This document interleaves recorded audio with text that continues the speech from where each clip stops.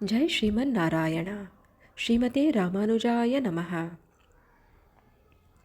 மாயனை மன்னுவட மதுரை மைந்தனை தூய பெருநீர் யமுனை துறைவனை ஆயர் குலத்தினில் தோன்றும் அணிவிளக்கை தாயை குடல் குவிலக்கம் செய்த தாமோதரனை தூயோமாய் வந்து நாம் தூமலர் துவித்தொழுது வாயினால் பாடி மனத்தினால் சிந்திக்க போய் பிழையும் புகுதருவா நின்றனவும் தீயினில் தூஷாகும் చెప్పేలోరెంబావాయ్. ఆండాల్ దివ్య తిరువడిగలే శరణం. గోపికలంతా గోదాదేవి పిలుపును అనుసరించి ఒకచోట చేరి వారికి గల భయములను అనుమానములను వెల్లడి చేసుకుంటున్నారు. మనం సంసారంలో మునిగి ఉండి ఎన్నో కర్మములు పాపములు చేసి ఉంటాం కదా. ఈ జన్మలోనే కాక అనాది కాలం నుండి ఆర్జించిన పాపములు ఎన్నయో మనకున్నవి కదా. మనం చేస్తున్న వ్రతమా సామాన్యమైనది కాదు. ప్రకృతిలోని ఈ జీవాత్మను పరమాత్మని పాదపద్మములలో చేర్చేది. ఇది అంత సులభంగా నెరవేరుతుందా అని ఒక గోపిక సందేహంను వెలిబుచ్చినది. పెద్ద పెద్ద ఋషులు తపశ్శాలురు కూడా వారి ప్రాచీన కర్మ ప్రభావం చేత వారి సాధనలో ఫలమును పొందలేకపోయారు. విఘ్నములు లేకుండా ఈ వ్రతము సాగుట కష్టమే. దైవము అనుకూలము లేనిచో మనమెంత ప్రయత్నించినా ఫలము సిద్ధించదు. మనమా శ్రీకృష్ణ సంశ్లేషము పొందవలనని కలలుగనుచున్నాము. కానీ మన అదృష్టం ఎట్లున్నదో ఏమి చెప్పగలము అని తమ అభిప్రాయమును వెలుబుచ్చినది. దానికి గోదాదేవి, తల్లి, శ్రీరామచంద్రుడు తన కిరీట ప్రాప్తికి విఘ్నం ఎందుకు కలిగించాడంటే అక్కడ సుగ్రీవ విభీషణులకు కిరీటం ఇస్తేనే కానీ తాను కిరీటం పెట్టుకోడు. రావణ సంహారం, రాక్షస సంహారం జరిపి లోక కళ్యాణం జరిపే బాధ్యత ఒకటి ఉంది. ఇన్ని కారణముల చేత పట్టాభిషేకానికి ఆటంకములు కల్పించాడు అని అన్నారు.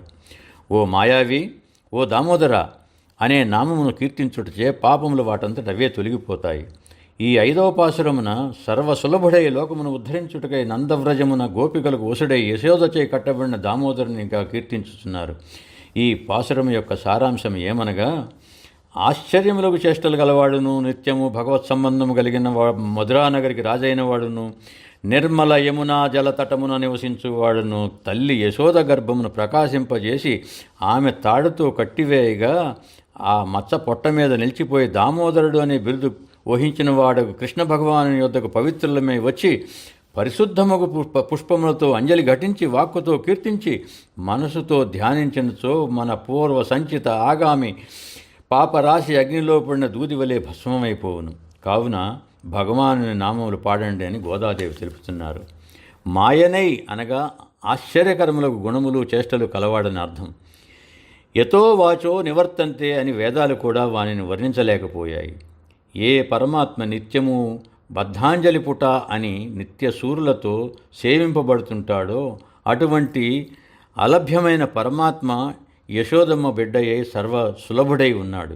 పరమ పదమున ఉన్నవారికి వసుడై ఉండునట్లు శ్రీకృష్ణుడుగా అవతరించి రేపల్లె వారందరికీ కట్టను కొట్టను వశమై ఉండునట. నిత్యసూరులకు కూడా తేరిపార చూడశక్యముగానే ప్రభువు దేవకీ గర్భమున సామాన్య శిశువు వలె నవమాసములుండి పుట్టినాడు. పుట్టుక లేనివాడు కర్మచే పుట్టే సామాన్యుని వలె పుట్టినాడు. దేవదేవేశుడని వసుదేవునకు తెలియనట్లు శంఖచక్ర గదలను దాల్చి జన్మించినాడు. దానితో వసుదేవుడు ఆశ్చర్యపడి శంఖచక్ర గదాధర అని సంబోధించాడు. ఇట్లు శంఖచక్రములతో పరత్వమును సూచించుచు తల్లి కడుపున అందరి వలె పుట్టుట సౌలభ్యమును చూపుచూ ఆశ్చర్యపరవశులను చేయువాడు కనుక మాయావి అని గోపికలు ముందుగా మాయావిత్వాన్ని కీర్తించినారు. నిత్యము భగవత్ సంబంధం గల ఉత్తర మధురకు నాయకుడగు వానిని కీర్తించుచున్నాము అని అంటున్నారు. ఈ మధురయే ఒకప్పుడు సిద్ధాశ్రమం. అది కశ్యపుని తపస్థానమై వామనుడు అవతరించిన ప్రదేశము. శ్రీ వైకుంఠము వలె సర్వజగత్ప్రసిద్ధము. కృష్ణుడు విరిచిన పరమపదము కన్నా ఆ మధురానగరినే ఆయన ప్రేమించడంతో ఎక్కువ పవిత్రమై కీర్తికెక్కినది అని అంటున్నారు మన గోపికలు. ఈ మధురలోనే శ్రీకృష్ణుడు మైందన్ అనగా బిడ్డ అనియు రాజు అనియు అర్థములు గలవు. ఈ మాయావియే మధురానాథునైనాడు అని కీర్తించుచున్నారు. పరిశుద్ధములగు అగాధములకు జలములు గల యమునా నదీ తీరమున విహరించువాడు అని కీర్తించుచున్నారు.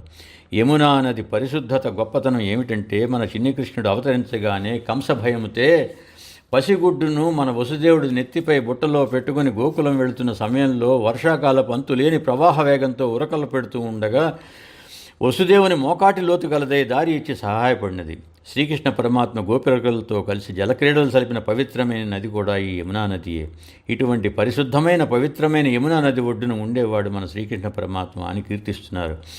గోప కులమున ప్రకాశించిన మణిదీపం వంటి వాడిని కీర్తిస్తున్నారు. అటువంటి స్వామి వద్దకు మనం పరిశుద్ధులమై వెళ్ళి సేవించుదాం, మరిన్ని పుష్పములు సమర్పించి పూజిద్దాం.